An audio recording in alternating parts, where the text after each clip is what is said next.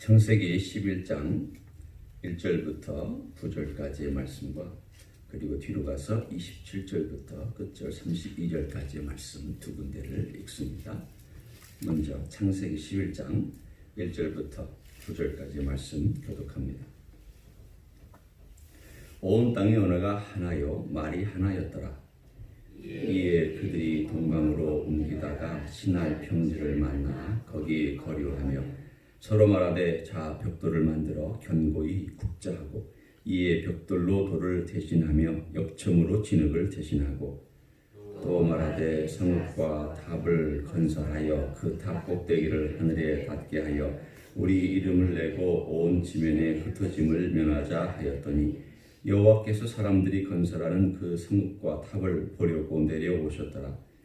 여호와께서 이르시되 이 무리가 한 족속이요 언어도 하나이므로 이같이 시작하였으니 이후로는 그 하고자 하는 일을 막을 수 없으리로다.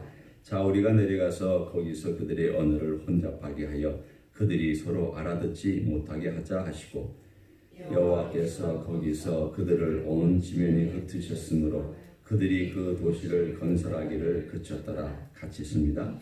그러므로 그 이름을 바벨이라 하니 이는 여호와께서 거기서 온 땅의 언어를 혼잡하게 하셨음이니라. 여호와께서 거기서 그들을 온 지면에 흩으셨더라. 아멘. 27절입니다. 데라의 족보는 이러하니라. 데라는 아브람과 나홀과 하란을 낳고 하란은 룻을 낳았으며 하란은 그 아비 데라보다 먼저 고향 갈대아인 우르에서 죽었더라. 아브람과 나홀이 장가 들었으니 아브람의 아내의 이름은 사레며 나홀의 아내의 이름은 밀가니 하란의 딸이요 하란은 밀가의 아버지며 또 이스가의 아버지더라. 사레는 임신하지 못함으로 자식이 없었더라. 같이 읽습니다. 데라가 그 아들 아브람과 하란의 아들인 그의 손자 롯과 그의 며느리 아브람의 아내 사레를 데리고 갈대아인의 우르를 떠나 가나안 땅으로 가고자 하더니 하란에 이르러 거기 거류하였으며 데라는 나이가 205세가 되어 하란에서 죽었더라. 아멘. 우리가 10장에서 보았던 나라들이 시작되고 건설되었던 그 현장에 어떤 자세한 이야기가 진행되었는가 한쪽에 포커스를 맞춰서 오늘 11장이 전개가 됩니다. 큰 나라들, 흩어진 나라들. 그런데 이게 전체의 땅으로 흩어지기 전에 먼저 이 시날 평야, 지금의 이라크 땅에 바벨론, 과거에 바벨론이 있었던 그 바로 남방쯤에 어떤 일이 있었는가에 초점을 맞추고 있습니다. 왜냐하면 이 지역이 이스라엘 민족에게도 대단히 중요한 핵심 지역이 되고 인류 문명과 인류의 역사에도 지대한 영향을 끼쳤던 핵심되는 지역이 되기 때문입니다. 어떤 의미에서 지대한가? 인간의 중심세계, 인류 문명의 중심세계, 인류 문명에 나아가는 길을 결정하고 말 대단히 큰 영적인 사건입니다. 우리가 어떤 사건을 볼 때 작은 사건도 있고 큰 사건도 있죠. 큰 사건 같은 경우는 어떤 걸 큰 사건이라고 보통 우리가 얘기할 수 있을까요? 한 민족이나 인류나 또는 적어도 큰 집단이 그 결정이나 그 흐름을 선택함으로 말미암아 그렇게 갔다. 그쪽으로 흘러갈 수밖에 없었다. 그럴 때 우리는 그 물줄기가 대단히 큰 변화를 가져온 물줄기라고 얘기합니다. 오늘 11장은 바로 그것을 우리들에게 보여줍니다. 오늘 여기 나와 있는 한 사건이 있습니다. 이 사건의 가장 중심되는 지역을 나중에 바벨이라는 단어를 사용해서 표시를 합니다. 바벨이라는 단어와 바벨론은 똑같은 단어입니다. 그런데 이 바벨이라고 하는 이 단어의 원래 뜻이 아카디아어로 하나님의 문이라는 뜻입니다. 그러니까 하나님의 문이라고 하는 것은 결국은 이 사람들이 뭘 추구했는가를 보여주는 내용입니다. 그들이 하나님을 경외해서 하나님의 문을 찾은 것이 아니라 하나님이 되고자 해서 하나님의 문이라고 이름을 명칭을 만들었던 지역이 바벨입니다. 결국은 이 이야기의 모든 초점은 다시 돌아갑니다. 창세기 3장으로 또 돌아갑니다. 창세기 3장에서는 두 사람이 하나님처럼 되려고 했습니다. 이것 먹으면 하나님처럼 된다. 유혹됐고 미혹됐습니다. 그런데 여기서는 집단이 하나님처럼 되기를 원했습니다. 집단이, 인류 집단이, 노아의 후손 집단이 단 2명이 아니라 거대한 집단이 하나님처럼 우리가 되자라고 하는 그 거대한 움직임에 오늘 11장의 핵심이 있습니다. 그게 바벨입니다. 그런데 히브리 말로 이 바벨이란 바랄이란 말과 바벨이란 말이 음역이 비슷하기 때문에 그것이 바랄이란 말이 혼란, 혼돈, 이런 뒤죽박죽 이런 뜻이기 때문에 나중에는 이 말이 일종의 언어의 유의처럼 혼란을 의미하는 단어로 정착이 되었습니다. 따라서 이 11장의 이야기는 뒤죽박죽된 인류의 문명을 얘기하는 이야기입니다. 혼란스러운 인간의 정신세계를 얘기해주는 이야기입니다. 혼잡한 인간의 잡다한 것들이 다 섞여 들어와서 마치 그것이 정통인 양 얘기하고 있는 인류 역사에 대하여 말씀하고 있는 내용입니다. 흥미로운 것은 창세기 1장부터 11장 이게 한 큰 단락입니다. 이 큰 단락이 이야기가 나중에 11장에 와서 바벨, 10장 11장에서 바벨 혹은 바벨론의 이야기로 종결이 되고 12장부터 노아의 이야기는 바벨에서부터 나오는 이야기입니다. 그런데 흥미롭게도 아브라함이 바벨에서 나와서 아브라함의 자손들이 가나안 땅에 정착해 살지만 결국은 우리가 잘 알고 있는 열왕기 하 25장에 보면 이스라엘 역사의 맨 마지막이에요. 이 왕조의 맨 마지막입니다. 맨 마지막을 보면 어디서 끝납니까? 바벨론에서 끝납니다. 그런데 거기에 썼던 히브리 말은 바벨 똑같이 바벨입니다. 바벨론이 아닙니다. 바벨론으로 한 것은 우리가 그렇게 번역을 해서 쓴 거고 히브리 말은 여기도 바벨이고 거기도 바벨입니다. 결국은 이스라엘 역사는 바벨론에서부터 빠져나와서 바벨론으로 다시 돌아가는 역사입니다. 왜 그렇게 됐을까요? 그 중심에는 바벨에 가지고 있는 정신을 그들이 떠나지 못했기 때문입니다. 아브라함은 떠나왔습니다. 떠나와서 가나안 땅에서 정착하고 살았고 그래도 거기에서 하나님께서 그들을 정착시키기 위해서 그렇게 애를 썼는데 그들의 역사가 어떤 역사였습니까? 사사기 300년 우상 숭배와 난리역설이었습니다. 그리고 왕조의 시대도 하나님께 불순종한 시간이었습니다. 이 시간이 다 지난 다음에 하나님께서 결국은 그들을 바벨론으로 돌이켜서 너희들이 왔던 땅이 여기였는데 너희들이 그렇게 숭배하고 숭상하는 그 본질에 가서 너희 살아가라. 너희들 마음대로 와라. 너희들이 왔던 땅으로 돌아가 봐라. 과연 좋은지 한번 가봐라. 그때 그들이 시편 126편에 나오는 것처럼 바벨론 강가에서 우리가 여호와를 생각하며 여호와의 노래를 생각하며 눈물을 흘렸다고. 그때가 좋았는데 우리 하나님께서 우리에게 기회를 주실 그때가 좋았는데 라고 하면서 여호와의 노래 부르기를 사람들이 너 노래 좀 불러봐라 얘기하면 우리 노래 부르지 않겠다 라고 그들이 답변하는 이야기가 나옵니다. 오늘 바로 그 이야기의 출발이 이 바벨론입니다. 묘하게도 인류 역사가 바벨론에서 출발했습니다. 그런데 인류 역사 또한 바벨론 그 이야기가 요한계시록 우리가 잘 알고 있는 내용이 등장하죠. 17장, 18장의 맨 마지막에 멸망할 도시가 바벨론입니다. 결국은 지금의 이 모든 체계와 체제가 바벨론에서부터 시작했고 나중에 하나님의 우리 주님에 의해서 멸망당할 그 도시와 체계와 정신도 바벨론입니다. 인류 역사 이야기는 어떤 이야기라고 우리가 아주 간단하게 얘기하면 바벨론에서부터 시작해서 바벨론으로 끝납니다. 이게 인류 역사입니다. 인류 역사는 바벨론이 일으켰고 인류 역사는 바벨론이 멸망하면서 끝납니다. 인류 역사는 바벨론의 체계로 인류 역사가 세워졌고 그리고 그 체계가 무너지면서 인류 역사는 끝납니다. 그 중심에 누가 있을까요?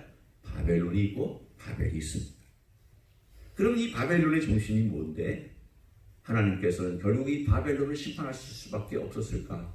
오늘 여기에 보면 이들의 정신을 4절에 한 3가지로 볼 수가 있습니다. 자, 한번 보시면 제가 한번 읽어봅니다. 또 말하되 자 성읍과 탑을 건설하여 그 탑 꼭대기를 하늘에 닿게 하여. 첫 번째가 하늘에 닿자. 아까 제가 설명했습니다. 이 하늘에 닿자는 우리가 하나님 대신하자. 하나님 없이도 얼마든지 살 수 있다. 하나님처럼 되자. 그 얘기. 두 번째는 우리 이름을 내자. 우리 이름을 내자는 것은 우리가 우리의 명성과 우리의 업적을 세워서 우리가 유명해지자. 뭐 그런 말도 되지만 우리가 중심이 되자. 그 뜻이기도 합니다. 하나님을 대신하고 하나님 없이 우리가 중심이 되자. 그리고 세 번째는 오늘 거기에 나와 있는 내용처럼 온 지면에 흩어짐을 면하자. 왜 흩어짐을 면하자고 얘기를 했을까요? 흩어지지 않아야 인간이 가지고 있는 힘을 모아서 그 힘을 가지고 자기들이 원하는 것을 마음대로 행할 수 있기 때문입니다. 인간이 합쳐지면 이런 일이 생깁니다. 이제까지 인간이 합쳐져서 행하여왔던 많은 역사들을 보면 다 좋은 목적을 위해서 겉으로는 치장합니다. 우리가 세계를 하나로 통일하는 것, 종교를 하나로 통일하는 것, 인간의 문명을 하나로 통일하는 것, 다 겉모양은 평화를 위해서 얘기한다고 합니다. 그런데 이제까지 제국을 건설한 모든 사람들이 과연 이 땅에 평화를 가져왔을까요?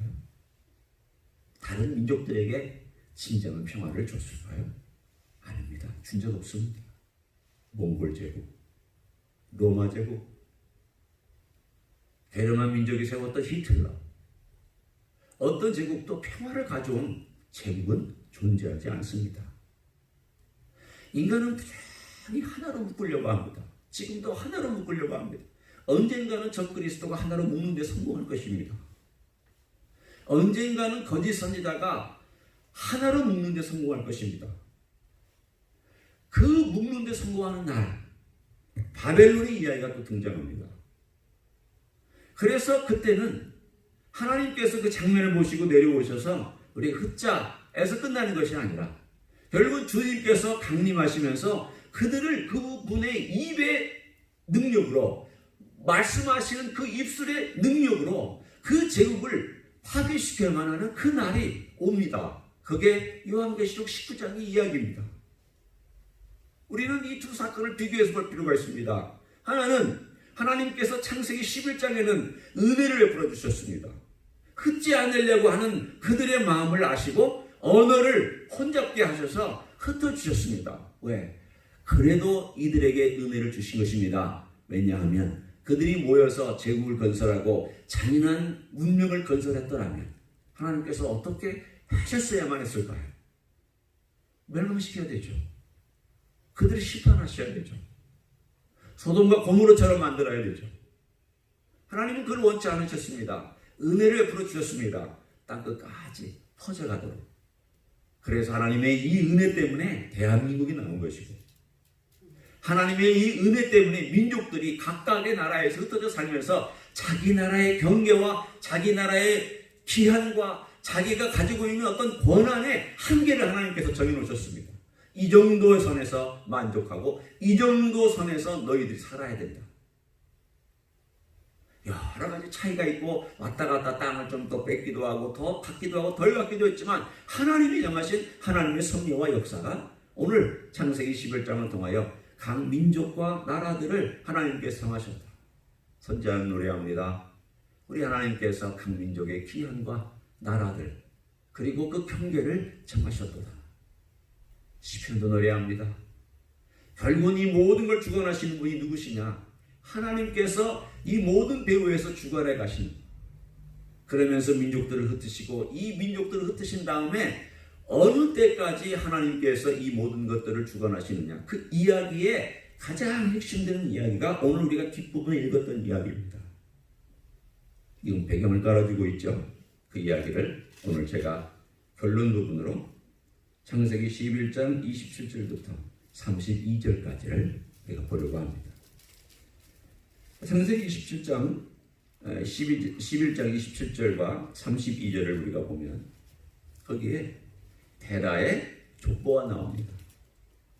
그 위에는 셈의 족보가 나오죠. 10절부터는 셈의 족보고, 그 셈의 족보에서 파생되어 나온 데라의 족보가 나오고, 그 데라의 족보에서 식구들이 한 사람 한 사람 나오다가 누구에게로 귀결되는가 하면 아브람이라고 하는 한 사람에게로 딱 떨어집니다. 그러면 셈의 족보가 다 약속의 자손이냐? 아닙니다. 셈도 500년 넘게 살면서, 400년, 500년 살면서 자손들 많이 낳았습니다. 그 중에서 하나. 그 다음 그 자손에서 많이 낳았습니다. 그 중에서 하나. 많이 낳았습니다. 그 중에서 하나. 우리는 다른 사람들 이름 모릅니다. 자녀를 몇 명을 낳았는지 모릅니다. 한 500년 살면서 낳았다고 하니까 아마 상상을 초월할 정도로 많이 낳았을 것입니다. 금방 인류가 불어났습니다. 하나. 그리고 아브람 하나. 그런데 아브람이 살던 그 동네는 어떤 동네였는가? 갈대아 우르라고 바벨론이라고 한 도시에서 멀지 않은 곳에 살았던, 그 당시에 바벨론의 영향 아래에 있었던 한 도시였습니다. 우상 득실득실했습니다. 바벨론 문명 득실득실했습니다. 거기에서 하나님께서 그 가족을 뽑아내시기 위해서 너 거기 떠나라. 그래서 아브라함이 순종해서 떠나는 이야기가 이제 12장에 나오겠지만, 오늘 그 족보의 배경을 설명해 줍니다. 하나님께서 은밀하게 계속되고 있는 그 여자의 후손. 인간의 문명은 거대합니다. 바벨론의 문명과 극히 층이하는 거대하고 인간의 정신세계를 지배합니다. 그런데 그 거대하고 거창한 인간의 문명 속에서 하나님이 하시는 일을 보니까 별 볼 일 없는 거예요. 너무 초라해요. 아니, 이 한 명 가지고 뭐 하시려고요? 하나님 그 한 명 가지고 무슨 일을 하시려고 그러시는 겁니까? 별것도 아닌 한 인생 가지고 이 거대한 문명과 거대한 인류를 대항해서, 그 배경에서 작용하고 있는 악의 세력에 대항해서 한 사람 가지고 뭐 하시려고요? 그에게 답변입니다. 나는 한다.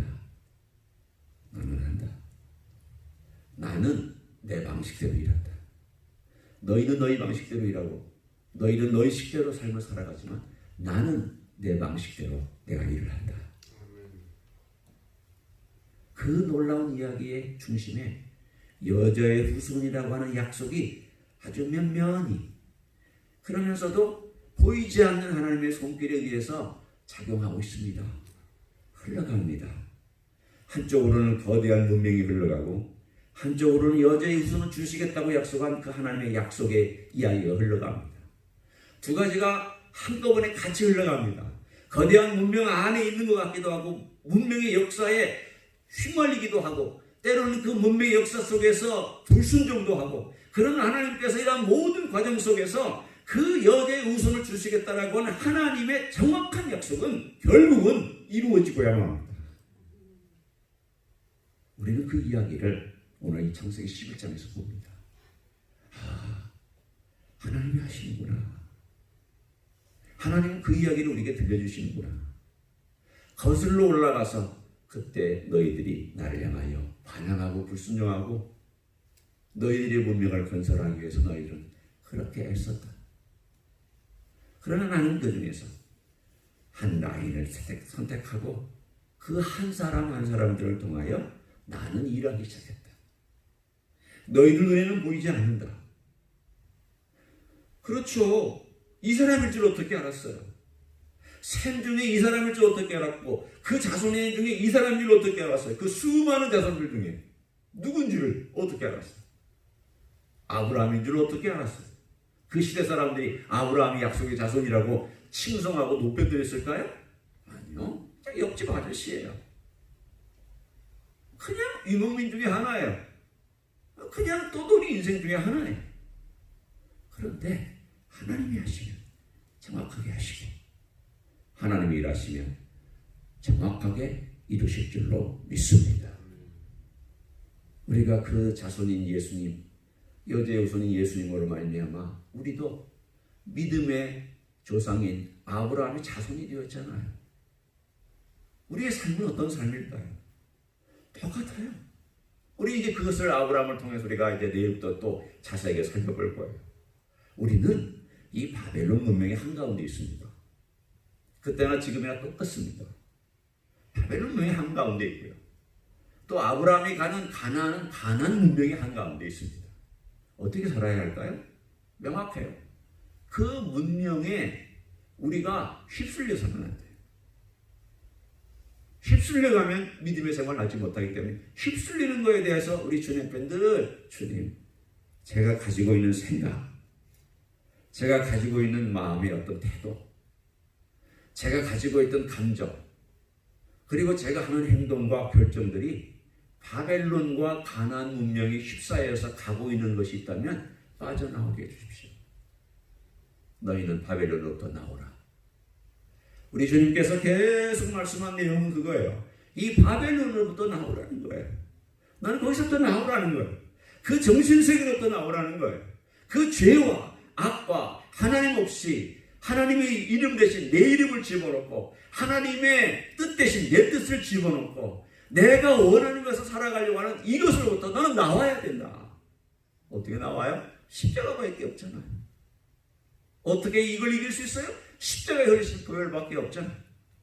어떻게 이것을 승리할 수 있어요? 우리 주님이 승리하신 것처럼 주님이 주시는 능력과 은혜밖에는 이 가나안과 바벨론 문명을 이길 다른 방법이 없습니다. 없습니다.